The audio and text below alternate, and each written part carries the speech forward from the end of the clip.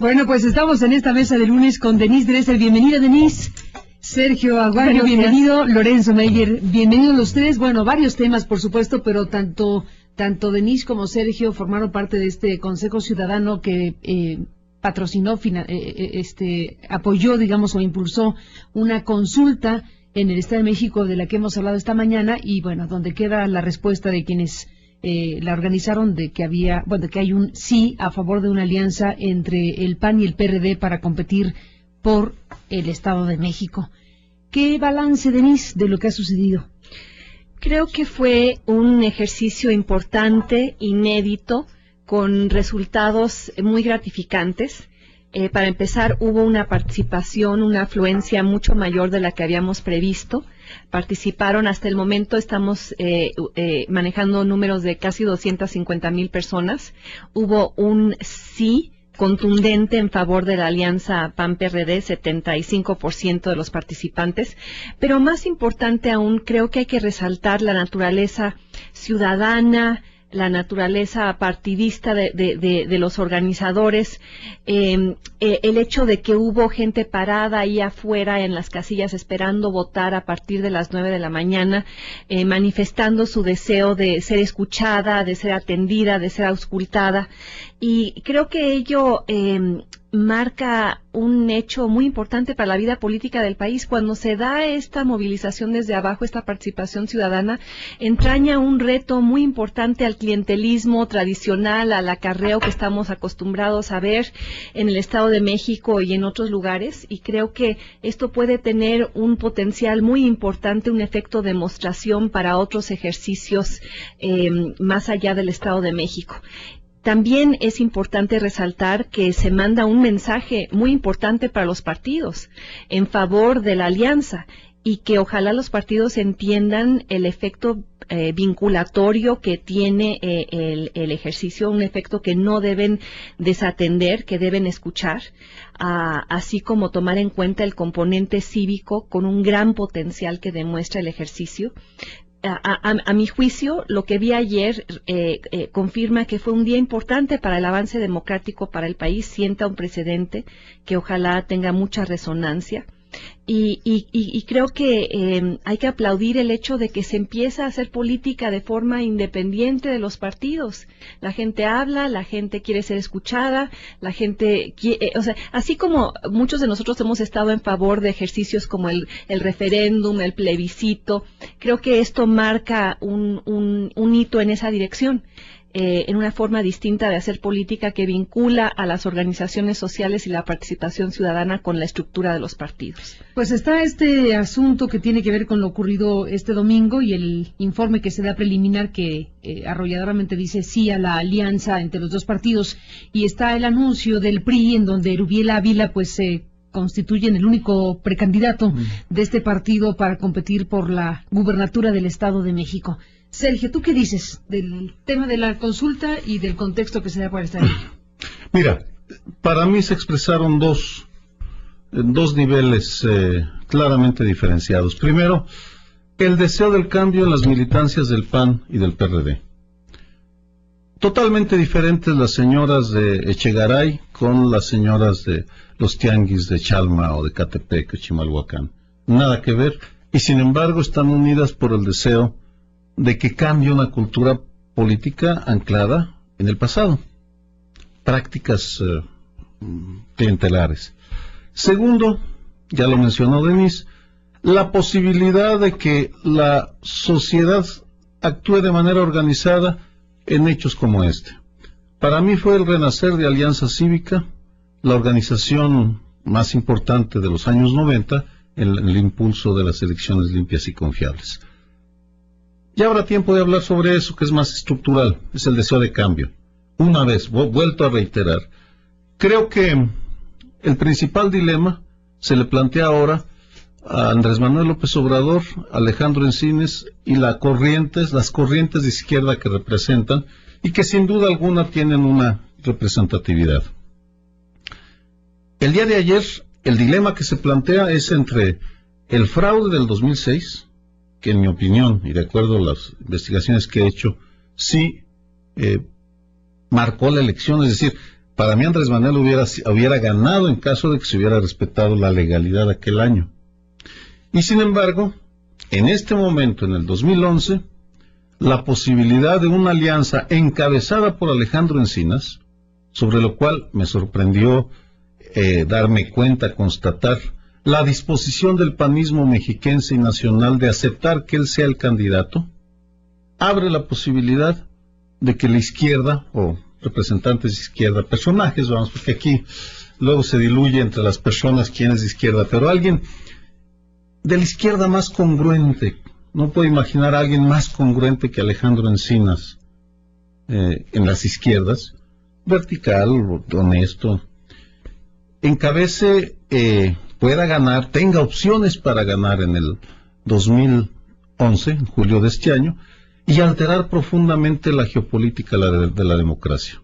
Veremos qué dice el día de hoy. A las 2 de la tarde se espera una conferencia de prensa para que asuma una postura sobre lo que sucedió con el tema de la consulta, aunque ya había expresado muy claramente su postura de que él aspira a la gubernatura, que va a contender, que contendería por su partido siempre y cuando no fuera con alianza, o eventualmente por una alianza distinta, que obviamente queda el PT y Convergencia, para efectos prácticos en esa posibilidad. Dolores Padierna, la nueva secretaria general, pues ha dicho y reiterado que no va el PRD con la alianza. Ese es el tema ahora, ¿no? Vamos a ver cómo resuelve el PRD este galimatías, Lorenzo. No hay duda de que sí que es un galimatías. Dificilísima la resolución. Bueno, en relación a lo que han dicho Denise y Sergio, no hay duda de que fue un ejercicio importante, pero también hay que tener en cuenta que habiendo entre 10 y 11 millones de posibles votantes en el Estado de México, se trata de una minoría. Ahora, esta minoría puede ser representativa o puede no ser representativa. A lo mejor es el grupo de los más comprometidos políticamente en el Estado de México, y deja un poco a la imaginación qué es lo que pensarán los 9 o 10 millones de votantes que no se presentaron. Bueno, pero no hay que echar a un lado, porque sean una minoría, el hecho de que a lo mejor representan realmente una muestra, pues. Una muestra bastante interesante. Como es cualquier encuesta, por cierto. Bueno, las encuestas se hacen representativas. Esta no se les exigió, no es un muestreo representativo, sino fue ahí al libre. El PRD, de todas maneras, vaya que si la tiene difícil. Encinas más que uno, ¿o no? Pues el PRD también, pues si por un lado Dolores Padierna dice sí, por el otro lado es una dirección bicéfala en este punto, Jesús digamos. Zambrano dice, Dolores Padierna dice no, Jesús Zambrano dice sí, y luego y los dos quieren Encinas, y también Andrés Manuel quiere Encinas. Todos quieren Encinas, ahí sí Encinas es el objeto del amor de todos, pero Encinas ya se comprometió a que no va en alianza. Ahora, existe una posibilidad, no sé qué tan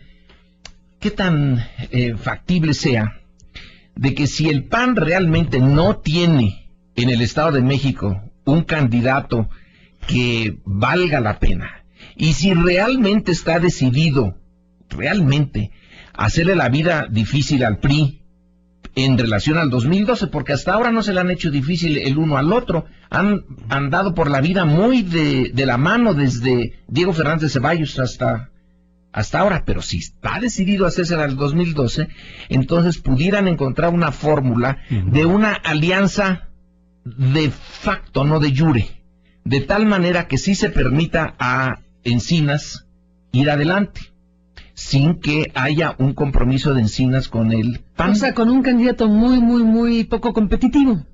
¿Simbólico? ¿Testimonial? Testimonial o de plano... ¿O no participar? Sí, o no participar. O declinar. Ahora, o declinar. La gente quiere la coalición. O sea, por favor no desestimen 250,000 personas que no convocaron... o sea, esta no fue una elección constitucional no hubo la movilización, los recursos, la diseminación informativa, el impulso mediático. Y aún se habló muchísimo de la consulta, eso sí, pero no en la noticiosamente, pero no en la televisión, Carmen. Esa es la no cosa, en la televisión. Esa es la cosa. Y en este país lo que no sale en la televisión no existe. Entonces, seamos claros, o sea, esto no lo podemos comparar con una elección constitucional. La gente que fue a votar, que además hicimos el esfuerzo, todos los involucrados, de que fuera representativa en la medida en la que se colocaron mesas en los haciendo una cobertura geográfica del Estado. Pero más allá de eso, la gente quiere la coalición. El único que no la quiere es Alejandro Encinas, porque no quiere romper con Andrés Manuel López Obrador y parecería que no quiere gobernar la segunda plaza más importante del país. Porque ¿qué pasa en los estados en los que se dan las coaliciones? Los partidos no hacen ganar a la coalición. La coalición gana por el incremento en la participación ciudadana de gente que quiere un cambio fundamental y que quiere romper con las viejas estructuras. Ayer en una junta nos decían los miembros de los partidos que cuando se dan coaliciones la participación ciudadana aumenta en 12%. ¿Y a qué voy con esto? Que Alejandro Encinas, siendo candidato de una coalición de este tipo, tiene la posibilidad real de ganar, cosa que no se presenta en otros escenarios. Entonces, habría que preguntarle a Alejandro Encinas realmente de qué lado está. O sea, está del lado de Andrés Manuel López Obrador, aunque eso implique la posibilidad de no ganar un Estado que es crucial para la vida democrática del país. O sea, la alianza Encinas-Andrés Manuel López Obrador es más importante mantenerla que evitar el fortalecimiento de Enrique Peña Nieto y allanar el camino para su candidatura presidencial. Lo pongo sobre la mesa, me parece que ahí está el meollo del asunto. ¿No gana Encinas solito? No. Bueno, en definitiva, ¿no? Las cifras que uno utiliza solito con el PRD, digo. No, porque además otra lección que nos dejó el día de ayer. Son dos electorados totalmente diferentes, que no compiten entre sí. Es un fenómeno muy curioso. Está la franja panista, que compite con el PRI, y la franja perredista, que compite con el PRI. Solo en 2 municipios, nos decían también el día de ayer, están compitiendo el PRD y el PAN. Por tanto, hay una complementariedad. Y si tomamos en cuenta las encuestas de opinión que se conocen, y uno tiene que apoyarse en esas cifras, son clarísimas. No ganan porque además el Estado de México también sorprende por lo arcaico de la cultura autoritaria, es decir, por lo arraigado que es el corporativismo, por las fórmulas que tienen tan hechas para garantizarse el apoyo, sobre todo de los más pobres. Entonces, si aún con una alianza, una candidatura única, va a ser difícil enfrentarse a la maquinaria poderosísima del PRI en el Estado de México, separados, al menos yo no creo que tengan posibilidades. He escuchado las declaraciones de Andrés Manuel López Obrador declarando confianza que pueden ganar. No veo en qué evidencia apoye esa afirmación. Que debería ganar, bueno, sí, pero los números no dan. Los números no dan. Ya hay candidato único del PRI para efectos prácticos, entonces tenemos eso que se anuncia prácticamente de forma simultánea. Al final, bueno, el galimatías conduce al tipo de situación que se va a resolver en las próximas horas dentro del PRD y cómo va a impactar eso, evidentemente, rumbo al 2012 y todo lo que venga. ¿Es, Lorenzo, este momento clave para el PRD en donde o termina de romperse o logra establecer un punto de conexión para sobrevivir rumbo al 2012? Yo creo que sí. En realidad, son horas de definición. Pero pues empezaron hace algún tiempo. Hace algunos años son horas de definición. Son muchas horas. Pero hace ya también, mucho tiempo que empezó. En realidad nunca se logró el partido unificado. Siempre fueron un conglomerado de grupos que era fácil determinar sus diferencias y quiénes eran sus verdaderos líderes en relación al gran líder que fue Cárdenas durante un tiempo. El PRD está muy fragmentado y yo no sé cómo le van a hacer para poder salir de este entuerto. Lo que nos queda claro a los que lo vemos desde fuera es la enorme necesidad que México tiene de un partido de izquierda, porque ya ha experimentado a las dos derechas, a la derecha heredera de la revolución, la que viene sobre todo de la raíz alemanista, que es la que se arraiga en 1940, la segunda mitad de los 40, y sigue hasta el final, hasta Cedillo. Hay una lógica en esa derecha. Y la otra, la derecha panista, distinta, por un tiempo hasta se supuso realmente democrática y apegada a principios, etcétera, que ya dejó de serlo. Pero son las dos únicas experiencias que ha tenido desde lo que corre del siglo XX y lo que va del siglo XXI, las dos derechas. Una experiencia de izquierda no vendría mal, porque eso lo ha tenido el resto de América Latina. Si echamos un vistazo a uno de los países que ahora es más exitoso, políticamente hablando, que sería, por ejemplo, Chile, bueno, ha experimentado sus alternativas y va más o menos. No es perfecto, pero va más o menos. El Brasil también. México es el que no ha logrado ninguna experiencia de izquierda desde Lázaro Cárdenas, que fue realmente, Lázaro Cárdenas empieza a gobernar como él en 1935 y se agota el cardenismo en 1939. Es un periodo muy chiquito. Cuando decimos momentos de definición, nuevamente tiene que ver precisamente con la viabilidad o no de un proyecto con ese perfil.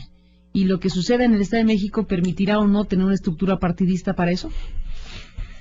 El Estado de México no es como ningún estado representativo del resto. El Estado de México es tan distinto de Tabasco o de Chiapas, tan diferente. ¿Y por qué le ponemos tanto énfasis al Estado de México? Pues porque la elección del 2012 transita por el Estado de México, porque el Estado de México es el centro neurálgico de la operación financiera, política, clientelar del priismo para recuperar la presidencia.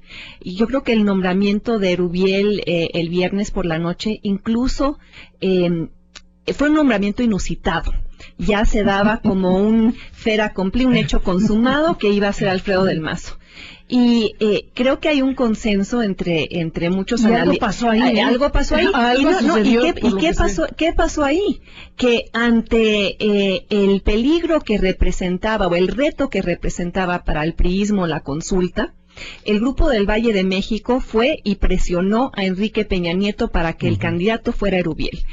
Además amenazando a Peña Nieto que si no era Erubiel, que los priistas iban a salir a votar en favor de la alianza PAN-PRD. Y eso provocó una crisis el viernes por la noche dentro del priismo que lleva al nombramiento insólito de probablemente quien será el mejor candidato en términos de su capacidad de fomentar el voto en un estado en el que es popular y ampliamente conocido.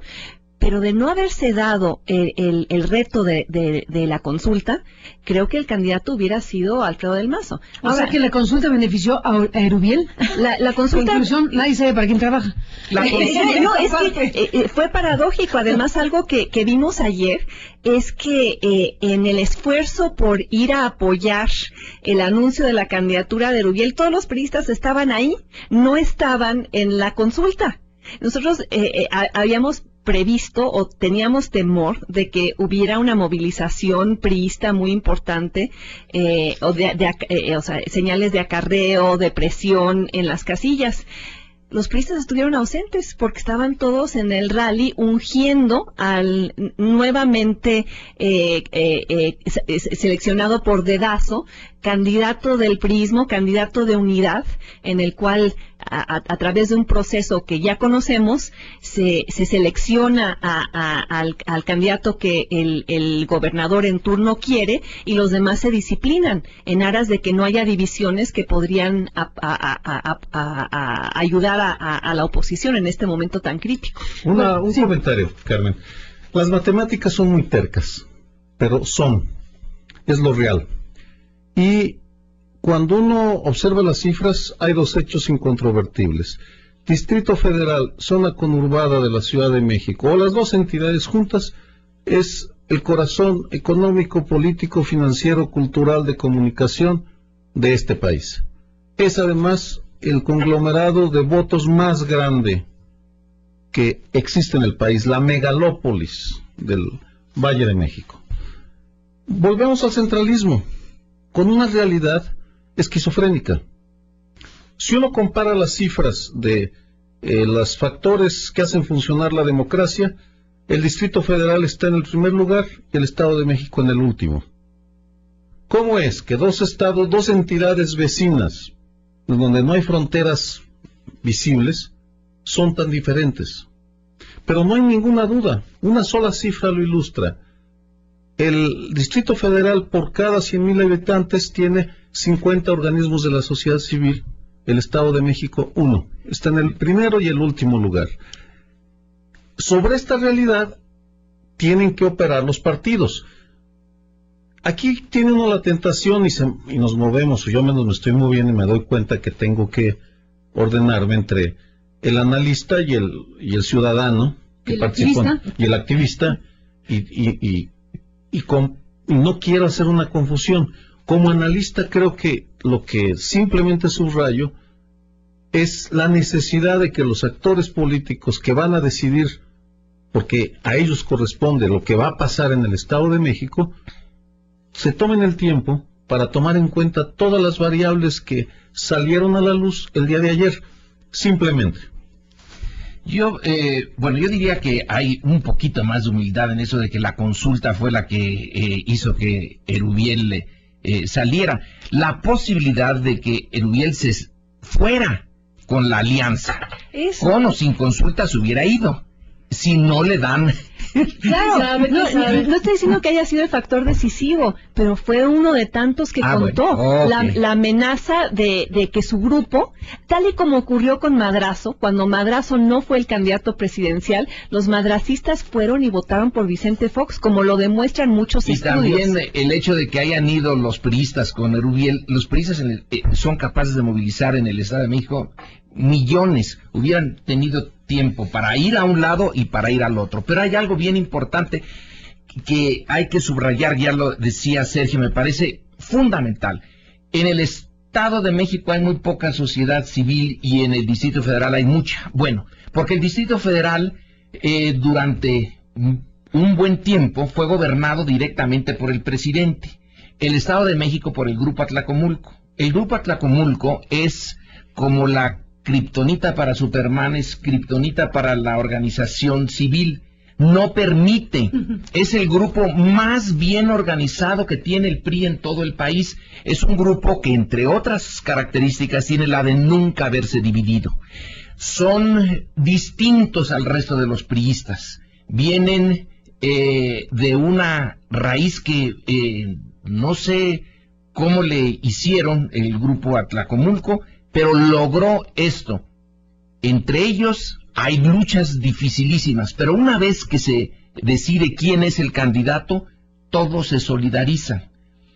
Y Erubiel no es del grupo Atlacomulco, hay que decirlo, ¿no? Y él pudo haberse ido, entonces los otros decidieron sacrificar algo que era lo natural. Madrazo, si es un grupo que va de familiares... Del Mazo. Del Mazo, perdón. Bueno, ¿qué estás pensando? Bastó con verle la cara a Alfredo del Mazo ayer.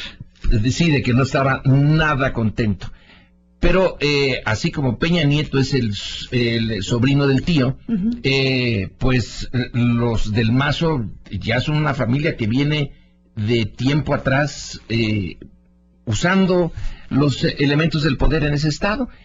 Esta vez es una muestra de disciplina fantástica, a mí me parece fantástica.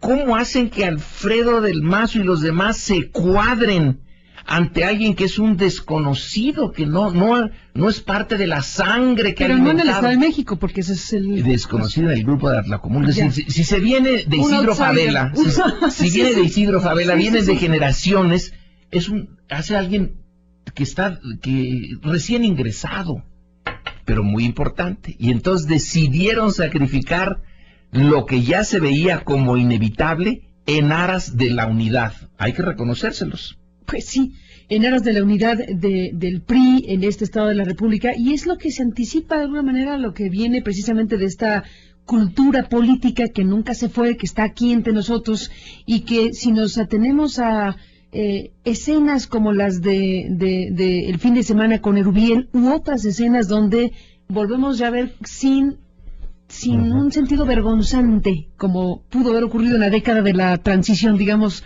o de la alternancia, ha reaparecido, llamémoslo así, el orgullo de ser priista, Denise. Yo creo que más que nada ha reaparecido el hambre de regresar a Los Pinos. Y ante eso, todos se disciplinan. Bueno, esto, espérenme tantito, iba a mostrarles, tenía por ahí el suplemento pagado del gobernador del estado de Hidalgo, que nos muestra este tipo de escenas. Bueno, cómo se han gastado dinero los del gobierno de Hidalgo en la despedida. Sacaron un suplemento del gobernador a todo color, un suplemento de la esposa del gobernador para hablar de su despedida del DIF. Bueno, un dineral pagado de esa manera, pero a donde voy es a las imágenes que se muestran, muy propias de aquellas del acarreo, de aquellas de la uniformidad, de aquellas precisamente del candidato único. Todas esas expresiones que nunca se fueron del todo, ahora están con un gran lucimiento, incluso con dinero público pagando para mostrarlas y regresar a eso que de alguna suerte parecería que es precisamente lo que la sociedad mexicana ya no quería más cuando votó por una alternancia. Pero ese es el tamaño del reto al que se enfrentan el PAN y el PRD en el Estado de México y en el resto del país. Pero no es solo PAN y PRD, Denise, creo que en el trasfondo está un reto más fundamental.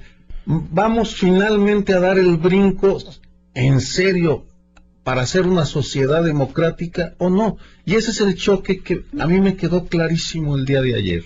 Es lo que se está confrontando. Le quito siglas, filiaciones, nombres, porque sí, en el fondo ese es el dilema, que cada quien lo interprete como quiera, pero en el Estado de México se juega el futuro de la cultura y los métodos democráticos. Pues un segundo nada más. Se juega lo de la vida democrática, pero qué curioso, Sergio. Se juega en base a dos partidos que ya demostraron que tienen muy poco de democrático. Entonces, ¿cómo nos estamos jugando el futuro de nuestra vida democrática con un PAN y con un PRD que ambos dos juntos a la vez no dan muchas pruebas de democracia real? Esa es una de las paradojas que enfrentamos, de las múltiples paradojas que hemos ido enfrentando a lo largo de la transición de los últimos 50 años. Y por eso creo que la única señal de esperanza es la que se vio ahí en esas casillas, en esas calles de gente que por su propia cuenta fue y quiso participar. O sea, aquí verdaderamente el futuro lo va, ojalá lo determine una ciudadanía que se ponga a pensar con mucha seriedad lo que implicaría el regreso del PRI para este país. Como ha dicho Mario Vargas Llosa, si los mexicanos vuelven a regresar al PRI a Los Pinos, es que son masoquistas. Entonces que cada radio escucha decida si lo quiere ser o no. Bueno, pues ahí es el tema abierto, por supuesto que es uno de los temas principalísimos de aquí a que llegue esa fecha y las que siguen en términos de la situación política electoral del país. Vamos a ver qué dice Encinas, vamos a ver qué es lo que se presenta en las próximas horas. Ya no nos dio tiempo, se acabó, son las 10:01, de comentar la firma de Iniciativa México con el tema de criterios comunes editoriales para las coberturas sobre el tema de la violencia. Habrá oportunidad de seguirlo de cerca también. Gracias a los tres por estar aquí esta mañana. Y gracias a usted que nos permitió estar con usted durante esta transmisión. Lo espero mañana, tempranito, a las 6. Noticias MBS.